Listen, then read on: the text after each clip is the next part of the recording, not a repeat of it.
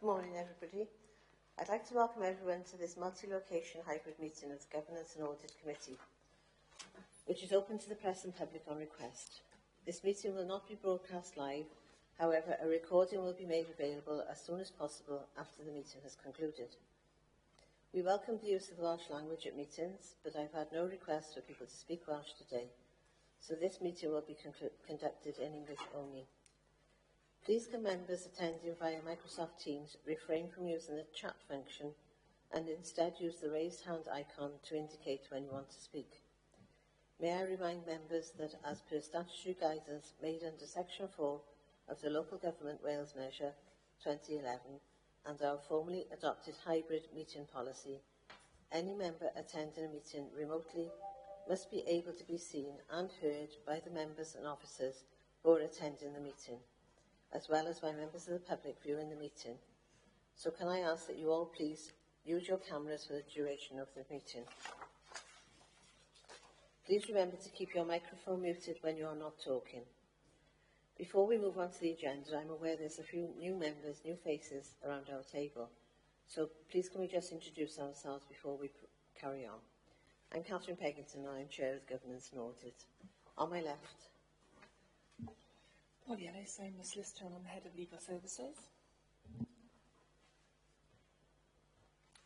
Tom Roberts, Business and Democratic Support Services Manager.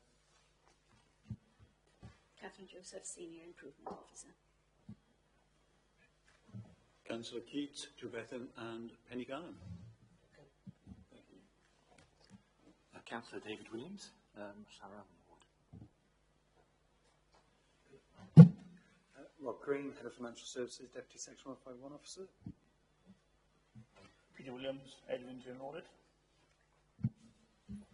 and if we can go to those of you online, starting with Councillor Ashley.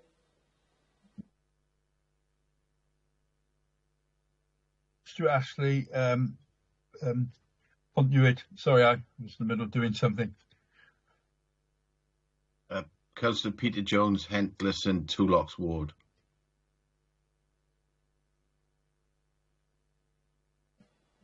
Mr. Callagher. Hi, I'm Mike Callagher. I'm the Deputy Chair of the Governance and Audit Committee. Charlotte, we have you. Hi, I'm Charlotte Owen. I'm from Audit Wales. And taking notes, we've got Jude Harvey, Democratic and Member Services. Thank you, everybody. Moving on to the agenda. Agenda item 1 welcomes and apologies. Jade, do we have any apologies, please? Thanks, Chair. We've had apologies from Councillor Davis and Mr Rees. Thank you. Item 2, declarations of interest. Jade, please can you ask the members in alphabetical order to state whether we have interests to declare? Thanks, Chair. Starting with Councillor Ashley, please. Nothing that I'm aware of. Thank you. Councillor Jones. My wife is in receipt of a Gwent pension and I'm a member of the Councillor's Pension Scheme. Thank you. Mr Callagher. Yes, I have a pension from Sylvain. Thank you. Councillor Keat. That's a negative. Thank you. And yourself, Chair? My husband's in receipt of a pension from Greater Gwent. Thank you. And then Councillor Williams, please. Yes, in receipt of pension contributor. Thanks all. Chair, I better come back in and say that the nothing that I'm aware of is also a Gwent pension. Thank you, Councillor Ashley. Thanks. Moving on to agenda item 3, the Minutes and Governance and Audit Committee from the 30th of January. Members, please can you state whether you have anything to raise in relation to the minutes? If not, I will take them as agreed. Right, Councillor Ashley, you have your hand raised.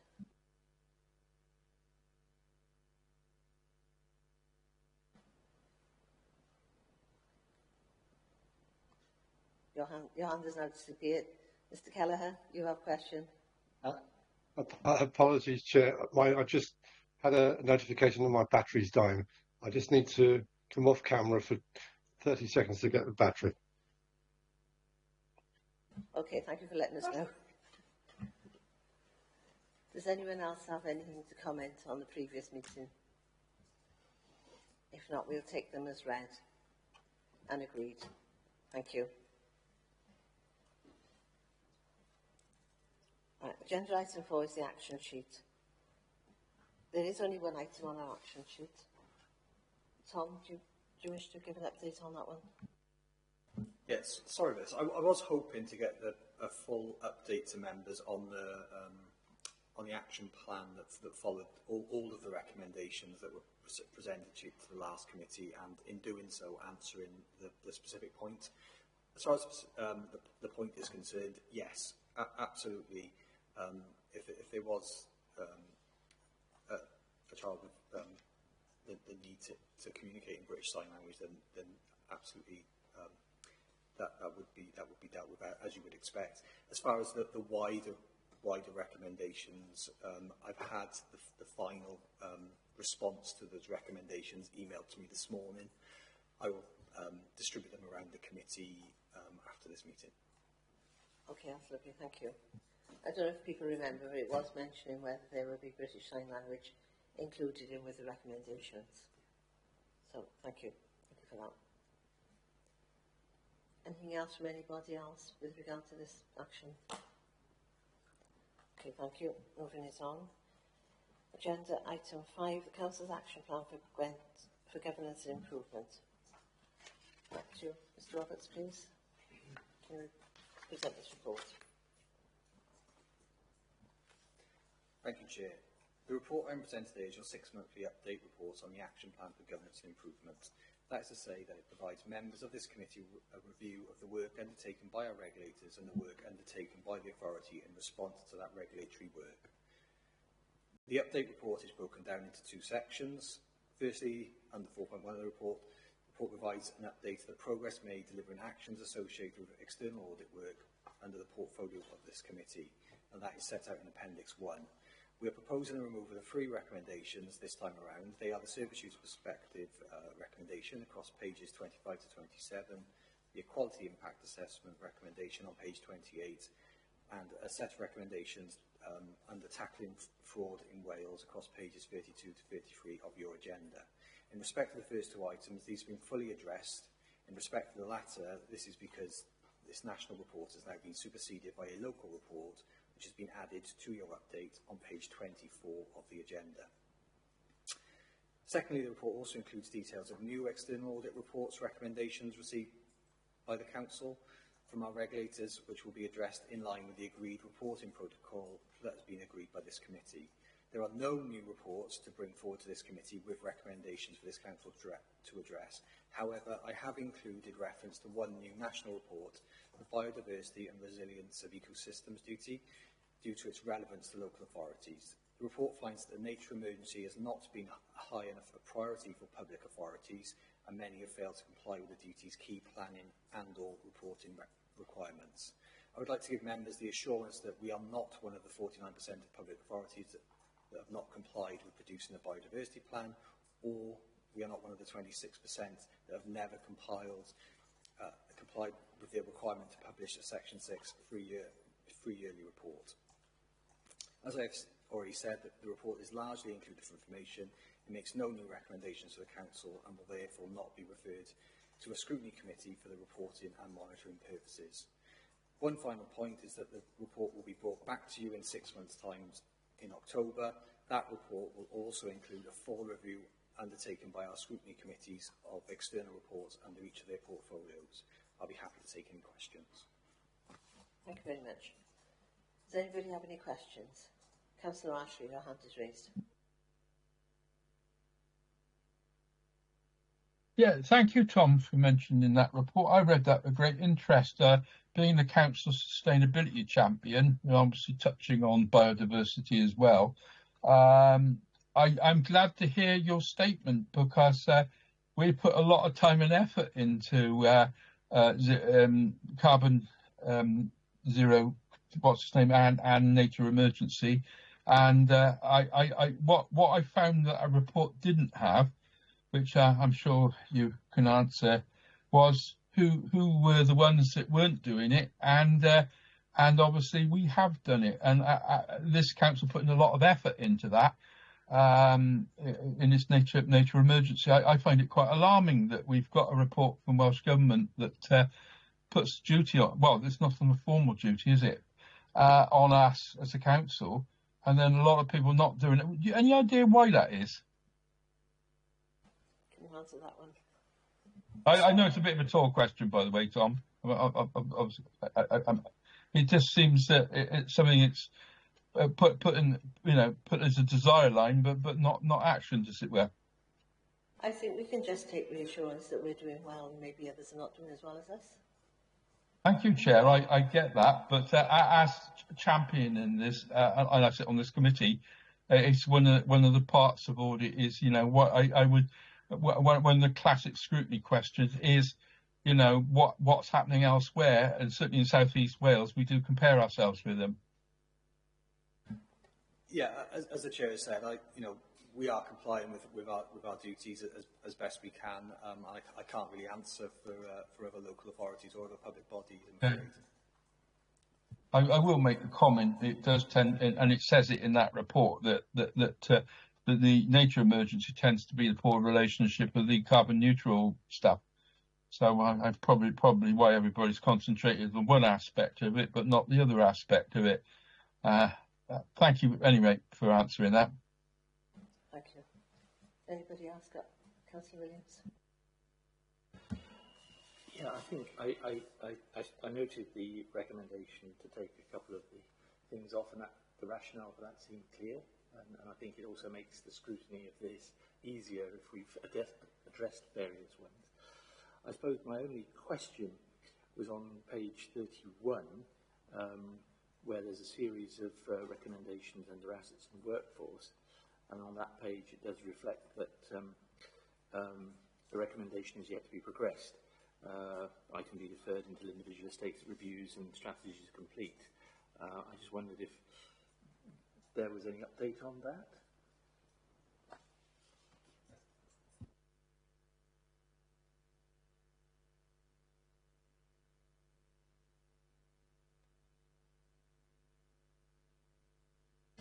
Sorry, I'll have to get a full response from the relevant directorate on that, and that's all the information I have, I'm afraid. I could come back. I note that the potential revised asset management strategy is going to council, I think, in June. So it could be that starts to address some of that. I don't know. I just sort of flag it as something that we probably just need to be mindful of, because if things are incomplete, then it's always useful to know what is being done about it. I'm aware of the asset management plan. I suppose it's that pan-Gwent approach, which I'm not so sure. So, Ashley, do you want to come back with another comment? Yes. Thank you, David, for reminding me about asset management. The one thing about asset management, and it reminds me about a lot of things. We got a new system coming in for asset management in terms of software. Is there with the alerts on all this systems that we've got, and we will be talking about risk register soon, is there sort of new software being brought in? Because obviously it's only as good as people remember to trigger this. And with the asset management scrutiny that we did, they were talking about having software that did the work for them. With the rise of AI, etc., have we got stuff that's coming in that's doing it for us? Because it saves a lot of time and energy having stuff that does this automatically. I just wondered what we got in place that does it.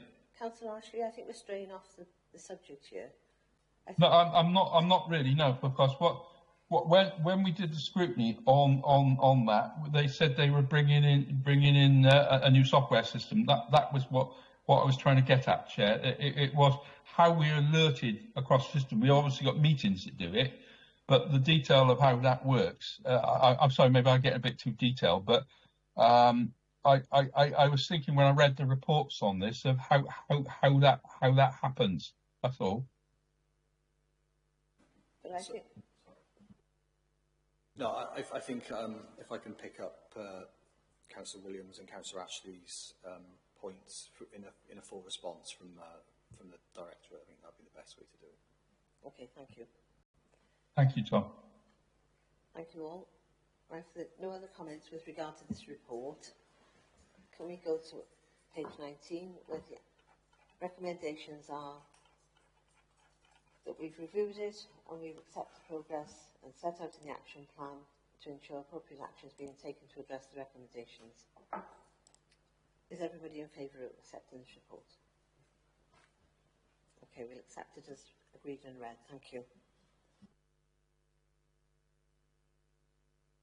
Moving on to agenda item 6, the risk management and annual update. I think we've got Charlotte giving this report today, have we? No, sorry. Beg your pardon. Councillor, please can you present this report? Yeah. Morning members. Charlotte, if you want to present, feel free. Okay, so today I'm bringing you the annual report on risk management, and that's in order for you to be able to undertake your assurance role by noting the progress made during the past year to ensure the Council's processes for the management and monitoring of risks is efficient and effective. As members of this committee are aware, there is a requirement for councils to be accountable for their performance of their services and to ensure appropriate mechanisms are in place to keep performance under review, and that's through robust self-assessment. Our governance arrangements play a vital role in enabling us to deliver our functions and use our resources effectively. The managing and monitoring of risks forms parts of those governance arrangements. Risk management is the planned and systematic approach to the identification, evaluation and control of risks, and the objective of risk management is to secure the assets and the reputation of the Council and to ensure that our continued financial and organisational well-being.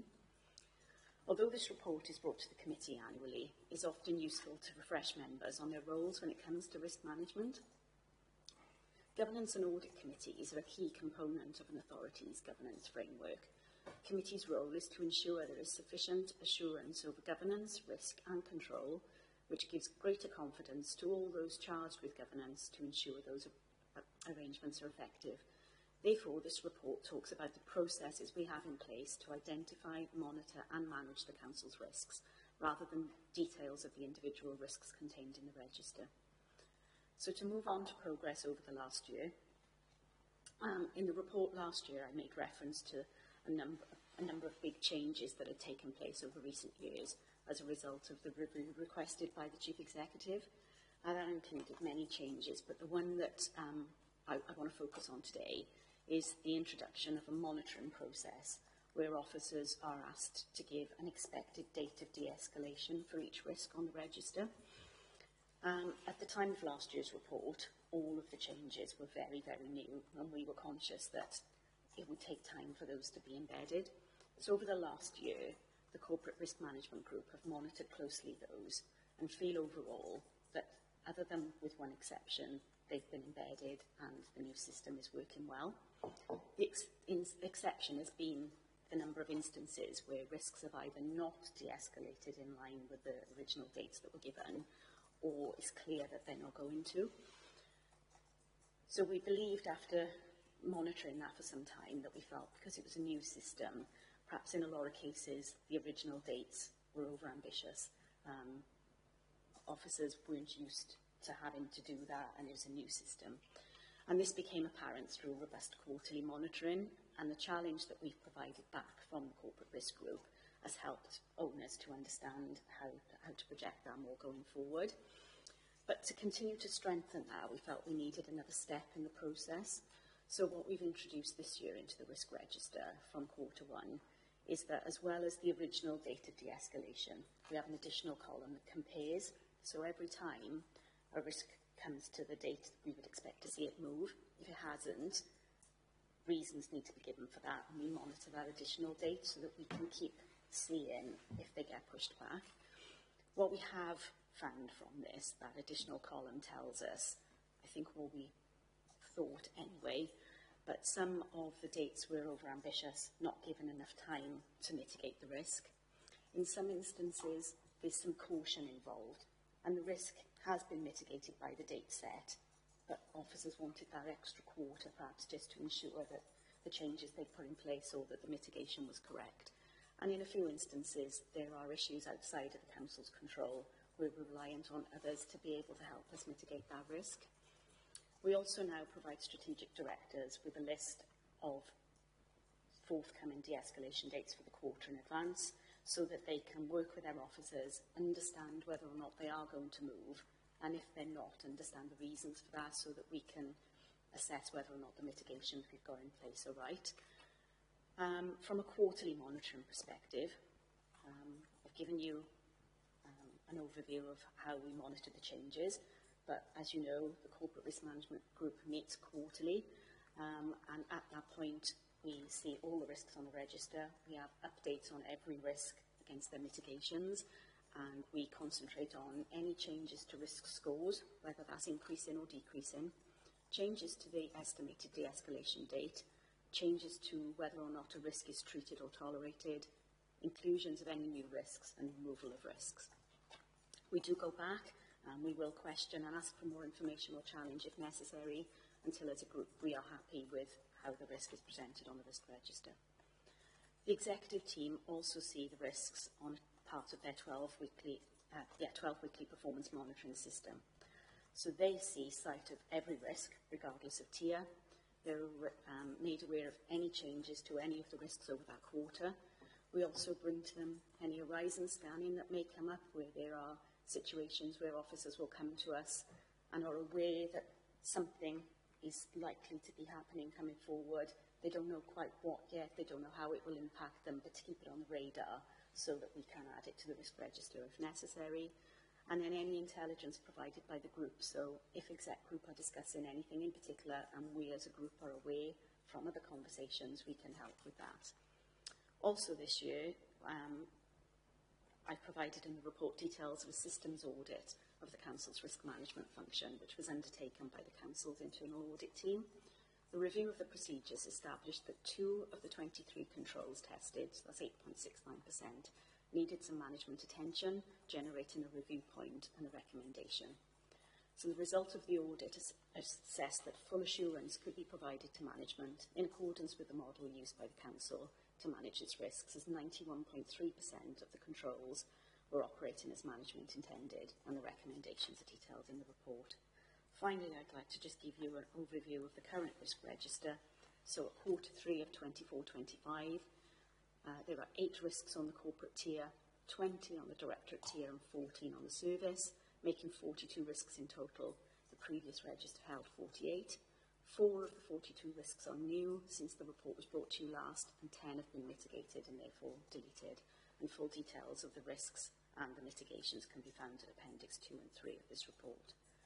In conclusion, just to give you some confidence that the group strive to have items on their work programme going forward to improve the process further, and always proactive in our work in relation to management and monitoring of risks, and keeping abreast of best practice. As such, I attend a WLGA Risk Management Network, which is a quarterly session giving officers the opportunity to liaise with and learn from officers dealing with risk management in the other 21 local Welsh authorities. And it's been a positive experience, and good to know that our processes are in line with other authorities in Wales. So members, I hope you can be assured the Council's processes for the identification, monitoring and management of its risks is now even more robust and being effectively implemented, but happy to take any questions. Thank you very much. Are there any questions with regard to this report? Councillor Williams. Thank you very much. Thank you very much for this. I think it's very helpful, the breakdown into strategic directorate and service, because it does make it much easier to follow. One small point, is a very small point, is that I think it might be quite helpful to identify what the new risks are, because it's not evident reading through the risk register which are the new risks, and I think if we could have some kind of marker, signal, whatever, it makes it a little bit easier, or even if they're enumerated in the report. It just gives us a assurance of what's been picked up, because otherwise it's hard to find. And I think the other question I guess I had was that I would expect that there's the potential that some of the risks that have been taken off may come back if there are changes in external circumstances, and that's considered by the committee. Absolutely, thank you, Councillor. So on the risk register, you'll see that there's a column that, which I'm going to need to look at the heading for. Bear with me.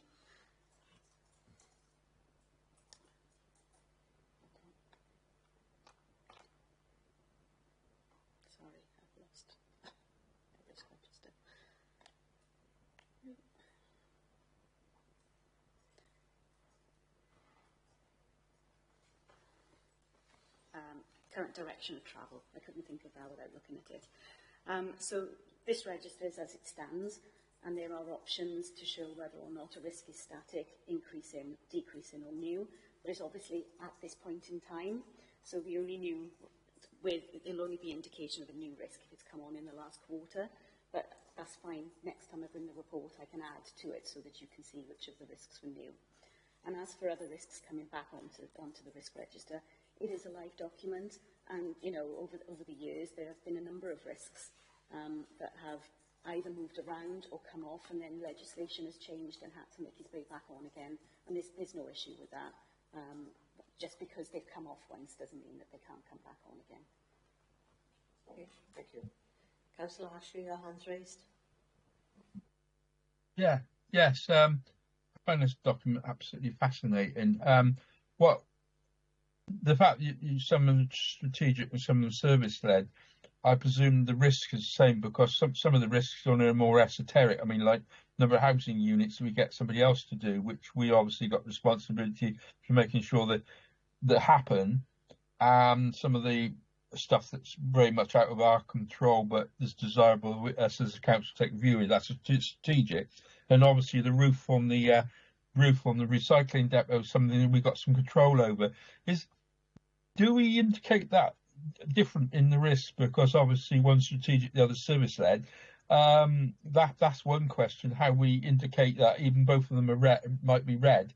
But the other aspect of this, which you said about putting things on and off the risk register, to me it's a force field analysis in one way, because you got amber, and amber can go green or go red depending on whether it goes up or down, escalates or not, depending on the action. So what you're having that other column indicates where to us, and basically that's the action, whether we you know, an outcome is working in our favour or against us. Does it make sense on that? Yeah, absolutely. Thank you, Councillor Ashley. Yeah, as you said, the risks can move up and down the register, and the corporate risk group monitor that on a quarterly basis. So if a risk has to increase or decrease, either way, the responsible risk owner needs to provide reasons for that every quarter. It can't move without those reasons being given and the group understanding those reasons and feeling that enough information has been given before we would, approve that movement. As for whether or not risks are treated differently if we're reliant on outside bodies, not particularly. All risks are looked at quarterly regardless of the tier. Obviously with some there are outside bodies involved, but the risk owner is always a Torvine employee, and they work with those groups and they bring back the updates every quarter. Thank you for that. The other aspect of it, which I thought was quite good, was that all parts of the authority, including us as members, we're responsible for noticing this. That I thought was quite good, actually. It just keep an eye open for how it proceeds. Because there's a part to be played by everybody. I thought that was quite good. Thank you for that, Councillor Ashley. Councillor Williams in the Chamber, his hands raised, and then I'll come to you, Mr. Kelleher. Thank you very much, Chair. It does appear that, partly in response to the previous question, that those risks that are, if you like, less in our hands are more tolerate, and those that are in our hands are more treat. So I think that's also a helpful breakdown in terms of assessing the risk register. Thank you. Mr. Kelleher.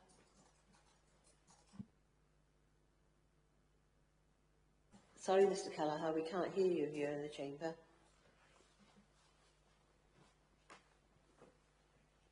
There we are. Thank you, Chair. Having some technical issues here. Just from a governance perspective, I think there's a sense that what I'm particularly looking for in reports such as this is a continuous scrutiny of the way the risk management processes are recorded and reported to us.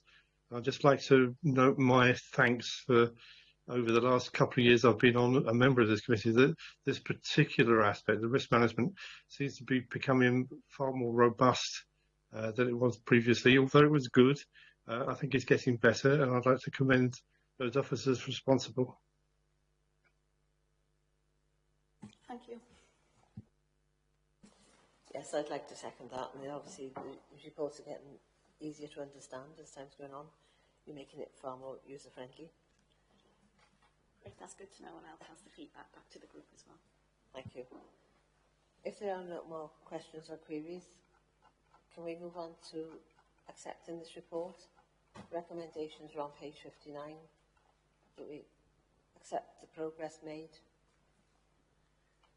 and we'll review it quarterly, and we'll be assured of the process that is quite robust now. Are we all in agreement? Thank you. Okay, we'll take that as read. Thank you. Thank you very much. Yeah, sure. Thank you.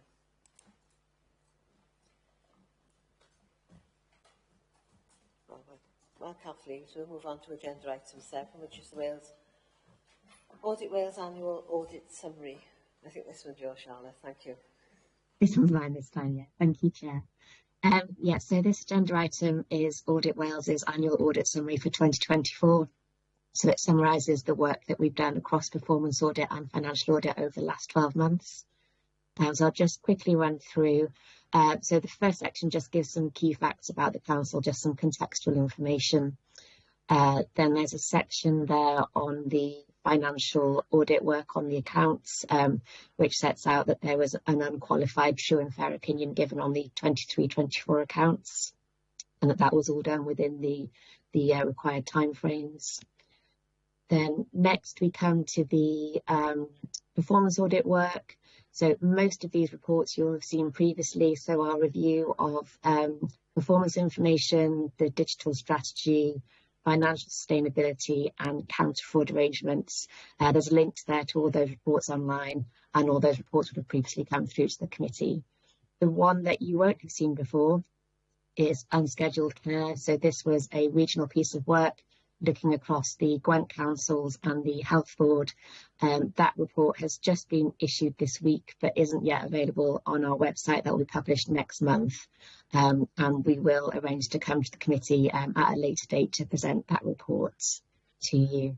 And then below that, there's just a list of some of the national reports that have been published during 2024. And right at the bottom, it just sets out some of the outstanding work that's still underway for 24-25. So that's our assurance and risk assessment work, which is ongoing, a review of commissioning arrangements, and the fieldwork for that has just taken place. And we have got a review of leisure services planned for the next few months. So we're just scoping that at the moment. But very happy to take any questions. Thank you. Are there any questions for Audit Wales with regard to this report? Councillor Williams? It was just to sort of say it was helpful to see very clearly on page 87 the audit opinion around the accounts and the fact that we've actually submitted and it's been well received, etc. No issues, and also the comments in relation, the summary comments in relation to the different audits undertaken is helpful as a refresher of exactly what's been covered. I remember we went through counter fraud in some detail and digital strategy, I think, as well. So, yeah, it's just saying it's a helpful summary. Thank you. Are there any other questions or comments with regard to this report? No, so we'll take this report as read and agreed. Thank you. Moving on to agenda item 8, which is Audit Wales Quarterly Programme Update. Please can you present this report? This is me again. Thank you. Thank you, Chair. So yeah, I think there was a bit of a mix-up at the previous meeting. I think we were meant to present this to you then, but then my colleague left before we got to this, so apologies for that. So as you'll see, this is the quarterly update up until the 31st of December, but I will, as I go through, give you the latest update to sort of bring you up to date on that. So the annual audit summary you've just seen, the financial audit work, I think most of that is still ongoing, so don't think there's any changes there to what was in the December update.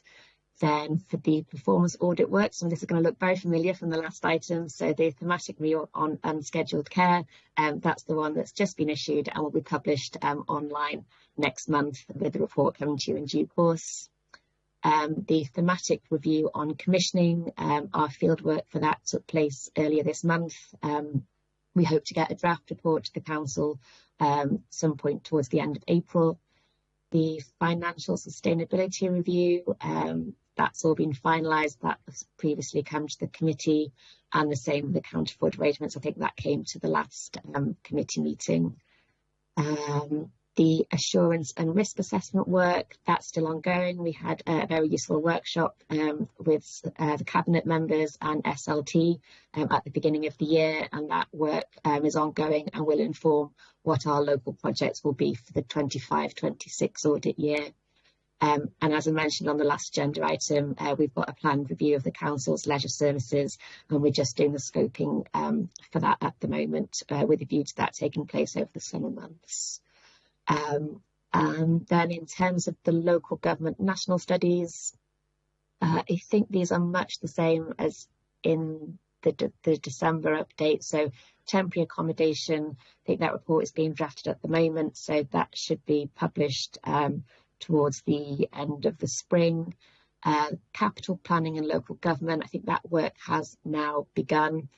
And the children's services review, that's still at the scoping stage, so no update on that one. And then the rest of this just gives you some updates from Estin, Care Inspectorate Wales, and the work that they've been doing. And then again, just a list of some of the national reports that we've produced over the last 12 months, which will mirror those that were in the annual audit summary, which I just spoke about. So yeah, that's a whistle-stop tour, but any questions, I'm happy to take those. Thank you very much. Are there any questions or queries with regard to this report, please? Councillor Williams. Thank you, Chair. It's helpful to see on page 93 the auditor grant claims and returns, because obviously that gives us some assurance around fraud and counter-fraud as well, putting the two things together. So it's noting that really, which is positive, and also noting the piece of work in relation to the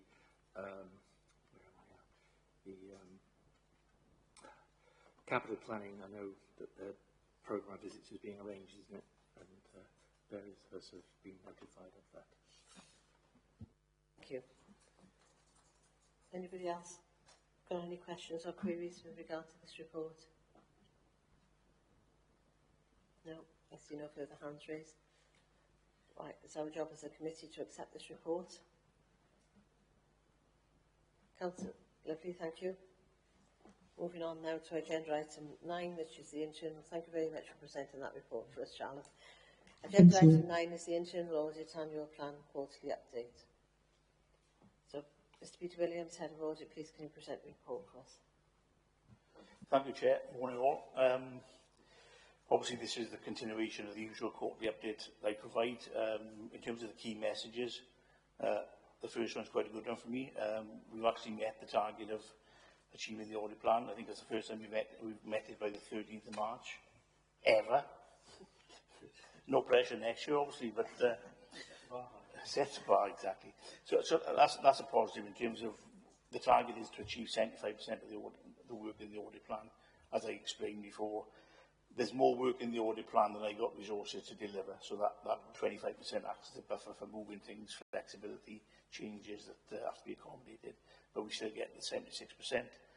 And within that target as well, which is 80 or 90 pieces of work, there are 12 pieces of work which I call the core plan, which are our major financial systems, payroll, creditors, main accounting, cash, bank reconciliation, etc., etc. We've also done all those, therefore I'm in the position I will be able to give an opinion as part of my annual report in June this year. In terms of update in the last quarter, there are no significant control issues I need to bring to your attention based on the work we carried out in the last quarter. The appendices to the report is the usual flashy colour coordinated black on white for changes in the quarter, and you can see from that the where we've done follow-ups, the progress is positive in terms of the opinions are changing.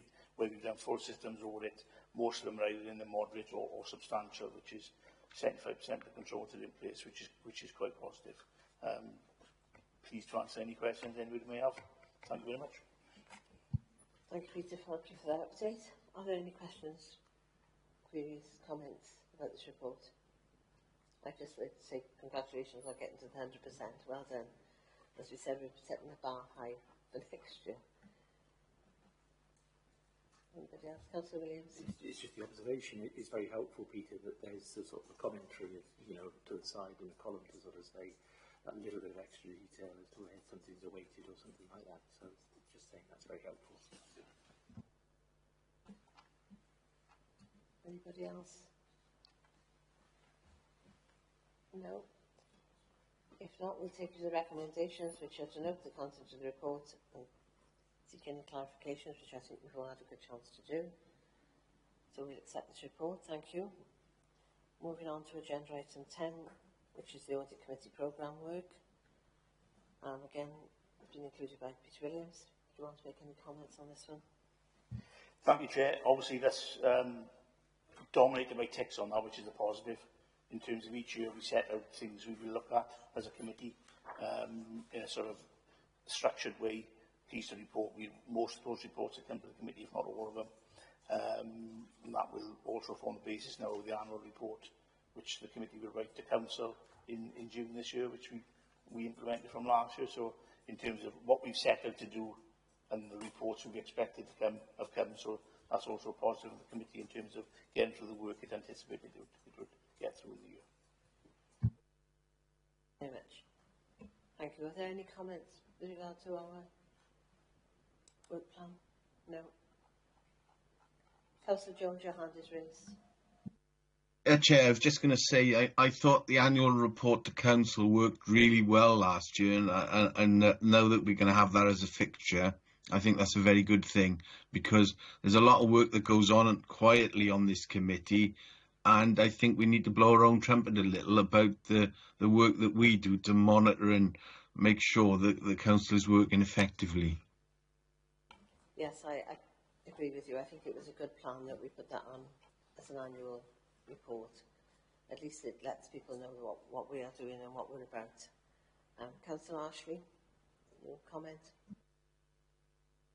Very quick one, Chair. I think this is a positive plan. I understand it completely without asking any questions about it. I'm just commenting on it. Excellent. Thank you very much. Right, that takes us to agenda item 11, which is the date of the next meeting. In our papers, we've got it as the 27th of March, which is today. But I think it's the 26th of June, am I right? Yes. 26th of June 2025 is our next meeting. Moving on now to agenda item 12, which is exclusion of the press and public. So everybody who is not on this committee, please can I ask you to leave? It's an agreed exclusion of the press and public from the meeting, as presentations of the meeting papers are not for publication, because in accordance with paragraph 14 of part 4 of Schedule 12A of the Local Government Act 1972, as amended by the Access to Information Variation Order Wales 2007, it contains information about particular individual and information relating to the financial and business affairs of particular persons, including the Council, and in all the circumstances of the case, the public interest in maintaining the exemptions outweighs the public interest in disclosing the information.